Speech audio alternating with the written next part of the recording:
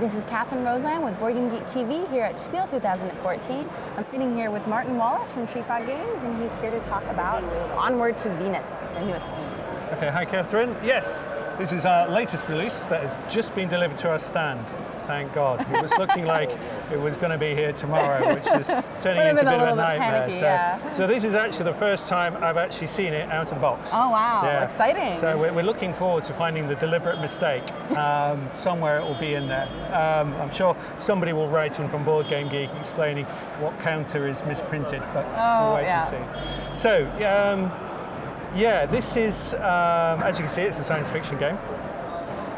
It's based on a set of graphic novels by a gentleman called Greg Broadmoor, who is a concept artist at Weta. You've probably not heard of Weta, no, have you? I've heard of have Weta. Most people say Weta, you go, Weta, and you go, Lord of the Rings. Ah, Lord of the Rings, yes. So anyway, so he worked. Fantastic stuff. Yeah, exactly. So you got this, so he's a really good artist. He was working on District 9, the sci-fi movie. And he ended up doing some doodles of guns, because he was doing some gun design, and he was doing some doodles of guns, which the boss, Richard Taylor, saw and thought, oh, those look good, let's try and do something with them. So they started by doing books. Look at those, aren't they gorgeous? Lots of kind of weird and wonderful weapons. That was how it started. And they actually make these. They actually... Yeah, because Wetas are all about... It's all about making stuff. The props and everything. So you can actually buy them. They do limited edition. They're like $4,000 or $5,000 a time. Wouldn't it be cool sitting here with weapons while you're playing this? Yes. So that's how it started. So he started with this kind of directory of weapons. And then he did a couple more books which also added story. So he added a background universe to explain why people have these weapons. And so the background universe is like, it's a solar system at the end of the 19th century. He doesn't like the term steampunk, but it's kind of steampunky. So if he sees this, sorry Greg, people like the term steampunk. I think somebody might be diesel a lot for punk. People. So it's slightly beyond steampunk. So it's a 19th century setting where you have Victorians in spaceships. Okay? And in this solar system, pretty much most of the planets are inhabited. So it's like a race for Africa in space. So it's about how the Earthlings go out and bring their civilization to different parts of the solar system. A little frontier just in space. Yes. I can get with that. Whether the locals want to be civilized or not. Yeah. So basically what I've done is I've taken Greg's work and I've tried to turn it into a board game. Okay, so I've kind of taken a few liberties. I've added a bit of stuff just to flesh it out. But so what that's very much strongly what I model on it is this idea of the Earth empires, how well they can dominate the solar system. I just have to say this solar system feel here with the circular boards is fantastic. Well, it was one of the first things I realized was I wasn't going to be able to use a single board because it would be too long. So this, I thought, ideal solution, and it makes it look different, and you can spread them out as you want. And if you got a small table, you can make a little circle.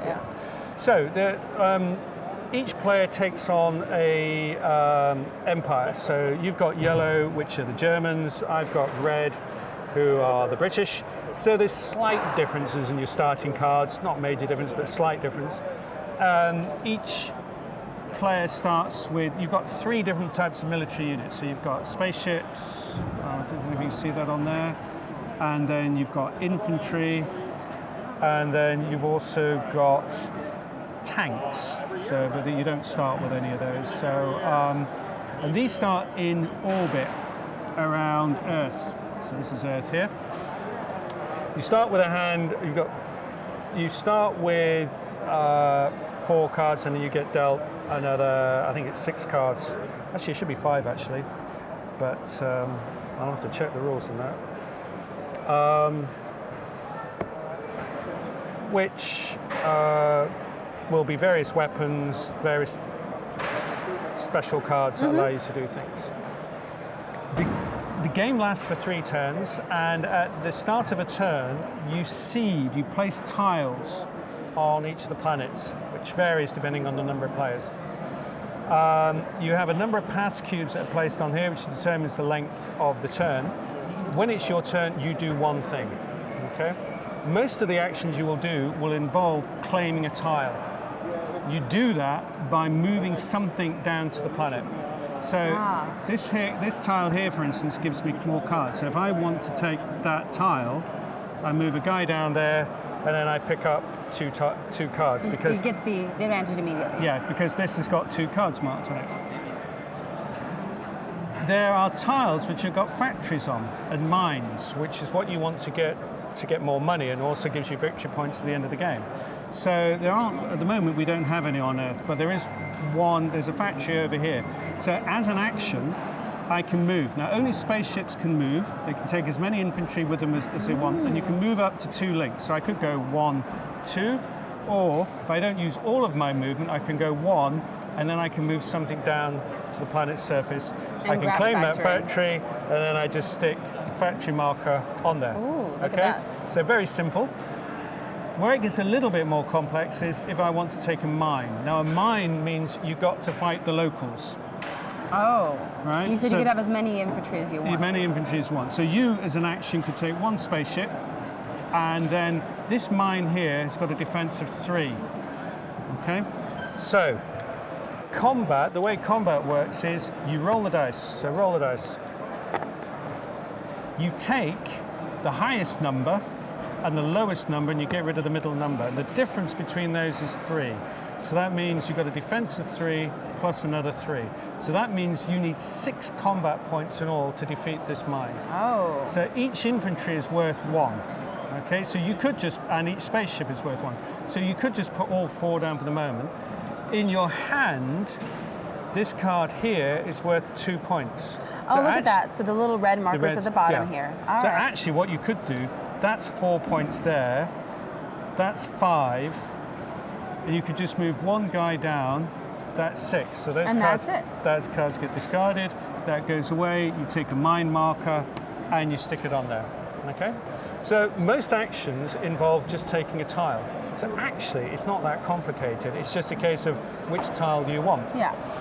You know, obviously. Where are you going to go? Where are you going to grab it? Yeah, how far do you want to? How far you want to go? get it? Because obviously, you know, you've got mines and factories down here. Because once these go, then you'll want to move further down the line. I noticed there's some other kinds of tiles, like this big game one here. This big game that just gives you a victory point. Okay. So you put a guy on it, it gives you a victory point. Same kind of thing. And then there's this one here which has 2 numbers on it. Yes. Now this is a crisis tile. Once at the end of the turn, now the turn will end when all of these cubes have done. Now you'll get to a point where, see, once these guys end up on a planet, they can't be used again. So at some point you'll run out of things to do. So you can take a cube, which also gives you a card. When the last cube is taken, that ends the turn. Okay? So that ends the turn. And the number of cubes that are on this is the same amount as there are players, or it varies. is it? It's number of players plus 2. I see. Okay. All right. Once you've done that, then we check for crises. Okay, and it's a whole. It's where you have to look at the back of here. So at the moment, there's only 1 crisis tile in play, which is on Earth. And if we look at Earth, level 1, no effect.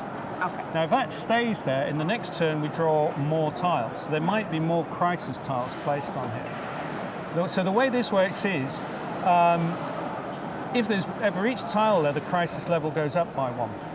And also, some crisis tiles will have a little skull and crossbones on. They'll have this symbol on, which means that tile might go up. Because what happens is, we roll the dice, and any skull and crossbones are assigned to crisis tiles with a skull and crossbone, which means they go up another level.